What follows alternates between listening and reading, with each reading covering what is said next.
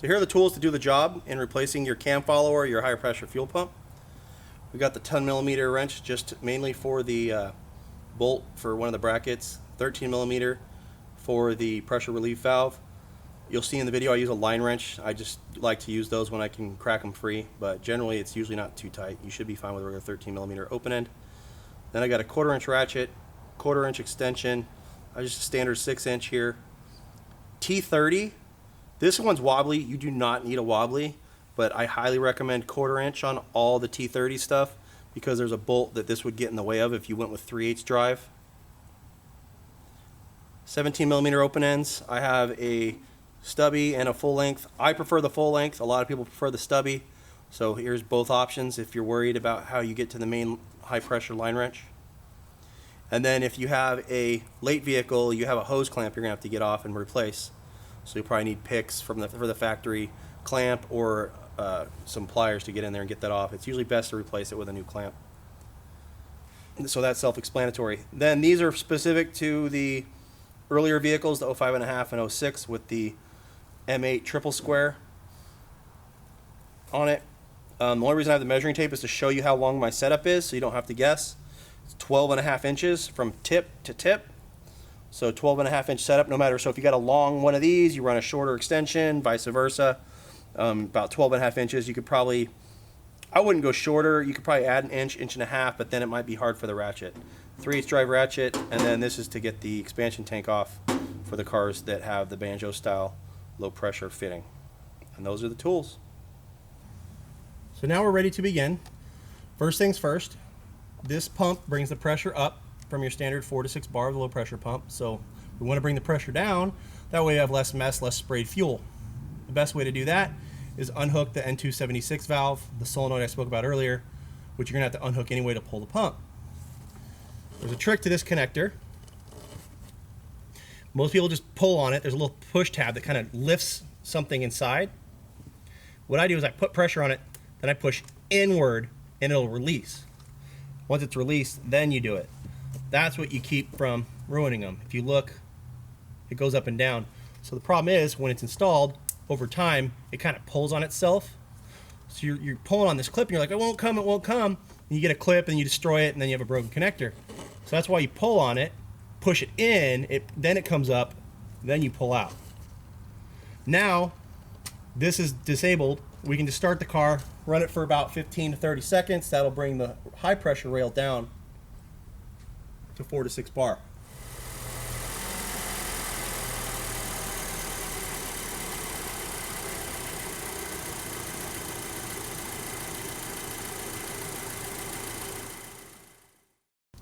Now that we brought some of the high pressure down, we're ready to start disassembling and getting access to the lines.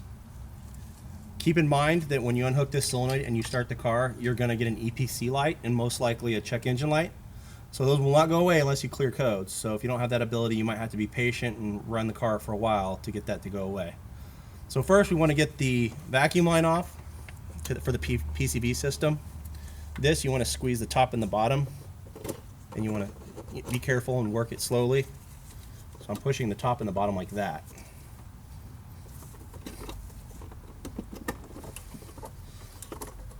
That's unhooked from the PCB breather. I'll just set this up here.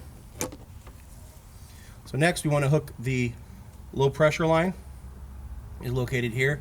There's just a 10mm and there's also this claw to get it out.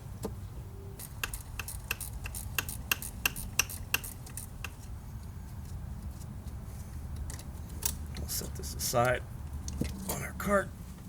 Now you have more room, more access to get to the bolts for the pump. You also have access to get the low pressure sensor off that's located on the pump. Once again, remember, this sensor's on the pump, but it measures the low pressure coming in. The high pressure sensor's down on the rail. So same technique. This one's a little harder to get to, but it's the same technique. You gotta lift up, push in, and pull out. A little tight. Sometimes there's a screwdriver in there, but you gotta be careful not to break it. So that's unhooked. Now, since this car is an early, it's got the banjo fitting, so there's a screw coming way up from the bottom that's really hard to get to. So in that case, it's a lot easier if you move the expansion tank. That way you can get your arm up in there with an extension. We'll go over that in a minute, but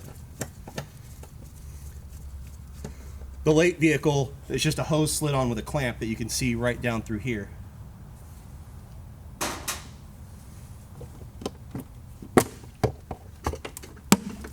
Once it's out, be careful, don't pull too hard. You get your low pressure switch. That's all you need to do is just lay it out of the way.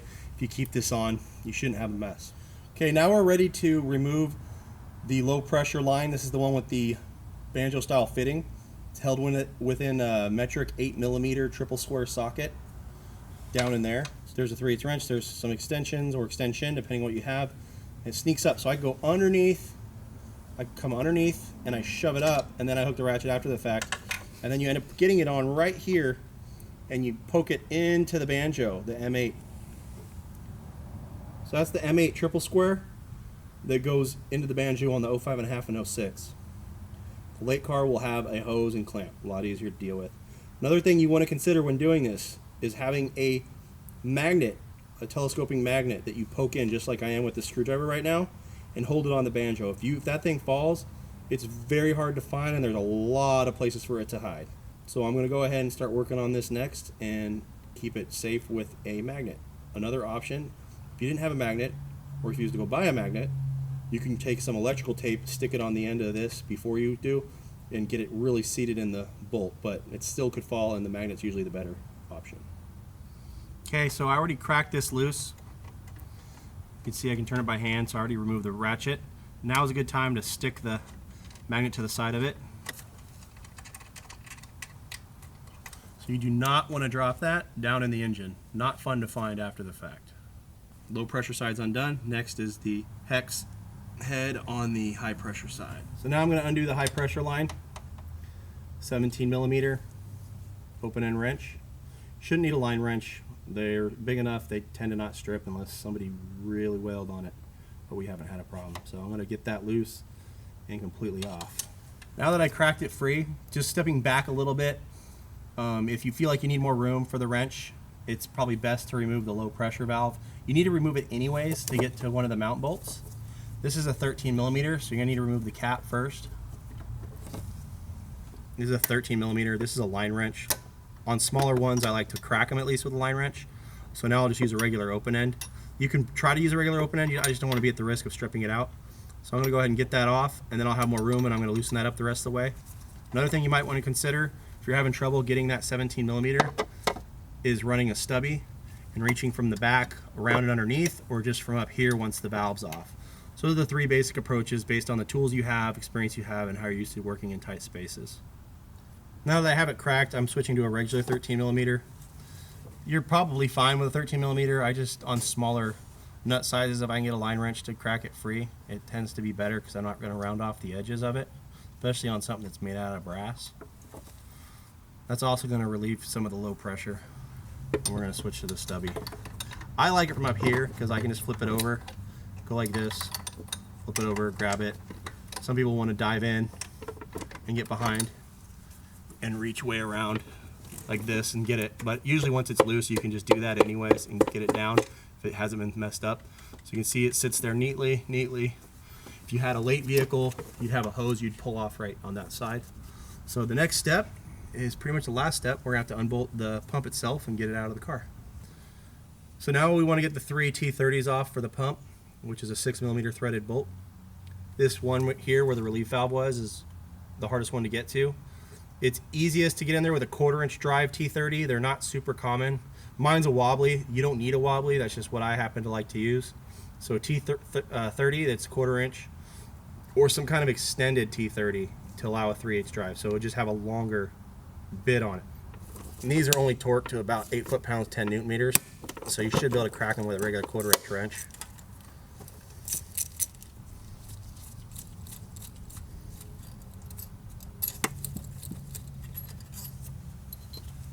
Bolts are out. Now it's time to remove the pump. Sometimes a little bit of a wiggle and a twist, because the seal, if it's working good, will be nice and dry. It's good to replace the seal as well. We stock them. A lot of people, since they take it apart so much, they usually just take silicone, put it on their finger, and just wipe it real quick. Not a lot, just a thin layer. if it feels rubbery, but it is the best time to change this seal at this point. Now that the pump's out, we got to remove the cam follower. It's pretty easy. You can usually just get in there and use your finger. If you want, you can use a magnet to pull on it. It just slides out, and it looks like we're pretty near the end of this one. Now we're ready to assemble the new cam follower by putting it in the cylinder head here. We looked at our camshaft, and it didn't look too bad. It showed good amount of wear, the follower, as you saw, but it doesn't look like annihilated. So we're obviously going to stay on top of this one, seeing how that follower looked. We'll probably be doing this every second oil change just to be safe, especially since we'll be doing a lot of modifications with this car. So what I'm going to show you here is we just use engine assembly lube. We prefer Redline, doesn't really matter.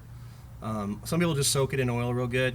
You just want something so it's not dry fired. You get oil pressure in that area really quickly. So let's just cover it with some assembly lube, maybe on the face where it touches the cam. You just stick it in, and then here's the pump. We already put our upgraded internals in this pump because we plan on doing modifications with this car. You obviously don't need to do that. You'll also see this pump looks newer. The other pump I had that mechanical malfunction code for the N276, so we had a low mileage one laying around. So we lubed it here, and we just lubed the O-ring because this is a fresh O-ring. You never want to have an O-ring going dry. It'll grab chafe, it'll leak. Like I said, if your O-ring feels okay and you didn't buy a new one, you want to reuse it, it's a thin layer with, with your pinky, just follow some silicone around it. That'll serve as lubricant for you as well. And if you do end up using the silicone, you're going to want to get the oil out of that hole so it has a chance to seal.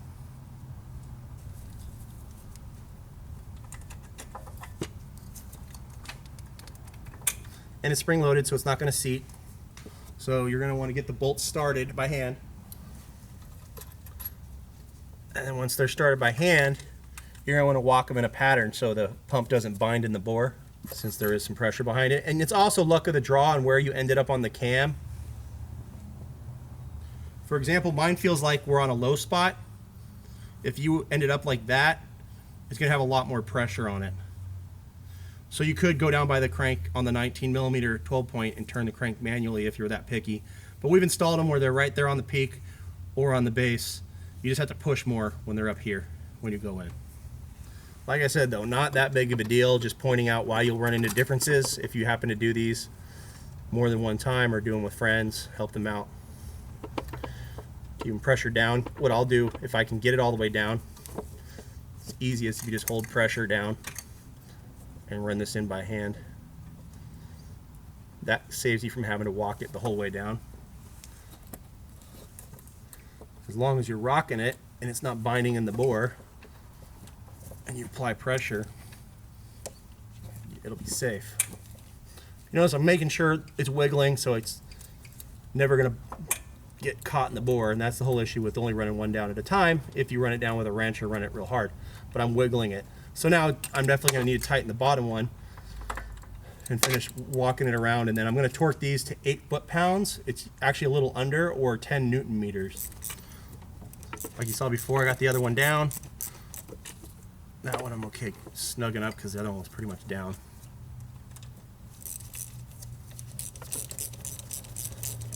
See how it's still moving around. You just want to be careful if you ever bind it somehow. I got the bulk of the way down by hand. So now that I get them just snug tight, I'm going to come back with my torque wrench and torque them. Now I got to get the 17mm high pressure flare nut on now that I got the pump all torqued to 8 foot-pounds or 10 Newton meters. Be aware if you over torque it and strip out that rear cover, it's a lot of work and it's not cheap. So just stick to your torques. If you have issues with the bolts concerns, I would buy new ones. So now I reached back here, 17mm flare nut on. It can be tricky. Sometimes a second hand from the front or a screwdriver from the front to push up on it helps start it. So that one's being a little tricky. Keep it in line. It should thread in neatly. You gotta keep in mind if you're putting pressure on it with a screwdriver or your hand, it can be off center.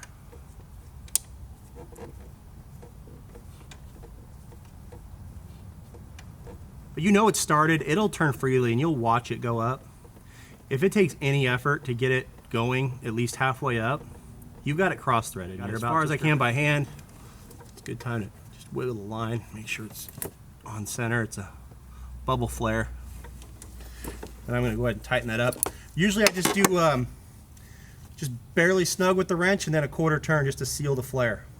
You go more than that, you run the risk of stripping it out, collapsing the flare.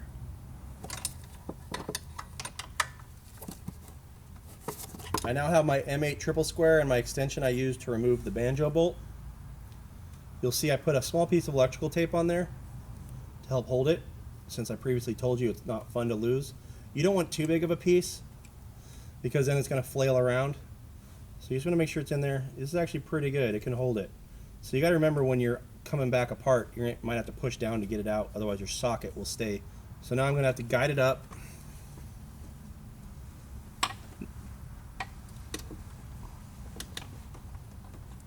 Into the banjo fitting. And the banjo actually drops in a recess. I'm going to line that up. That's where a long screwdriver comes in handy.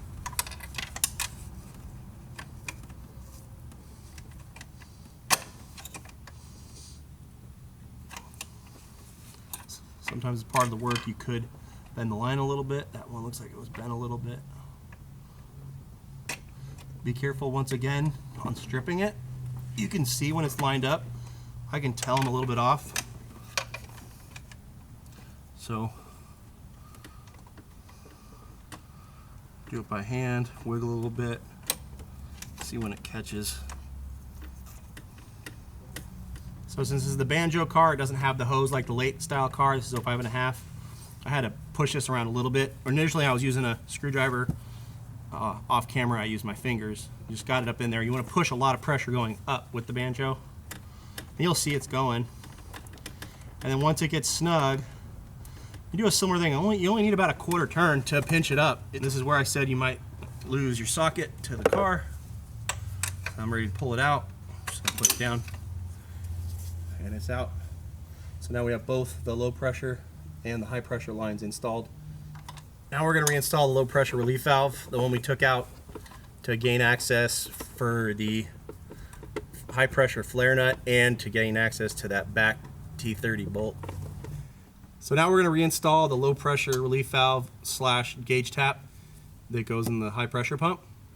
And this is the one that blocks the one T30 here, and it also makes it a little easier to remove that flare nut for the high pressure pump line. I'm just going to use a regular open end, but if you're worried about it being a little bit too tight, maybe stripping out, that's why I use the flare notch coming apart. Now we can just reinstall the cap, since this one have it. If you don't have the cap, I wouldn't be too concerned, but this cap is the same size as an old R12 low pressure side on an old domestic car, so early 90s and prior. Also on domestic GM vehicles, they use this same style cap. As long as nothing goes in there, it should theoretically be fine. We're going to want to go ahead and get this plugged in. If you saw, when we swapped it out, it ended up being flipped over on this pump. Not a big deal. This actually would have been easier coming apart if this is what we had. You hear it click. So that's in. You can go ahead and plug this in whenever for the N276. You can hear it click. That's what you want. So next we're going to go ahead and throw this bracket in for the line, and then we're going to go ahead and stick the main vacuum line back in. So here's the bracket for the fuel line. This is for the engine cover and just to kind of hold the fuel line.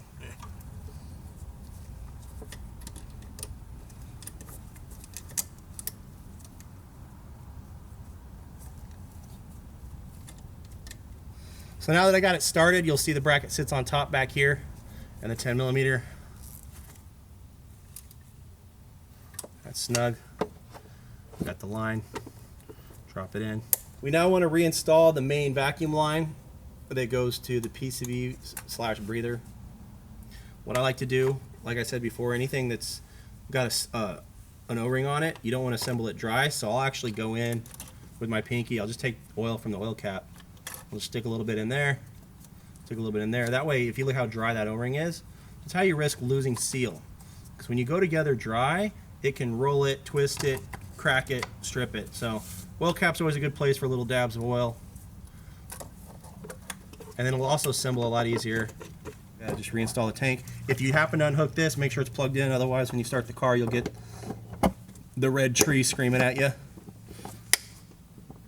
And it's a little hard sometimes getting in there because these hoses, be careful, don't yank too hard.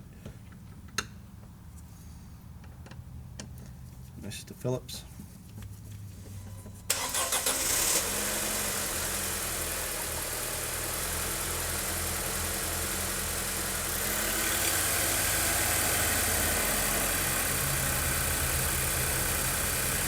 Now that the car's running, usually I let it warm up and then I clear codes, just to make sure everything's settled in and you don't get codes again from any excess air or burping on the system. That's it.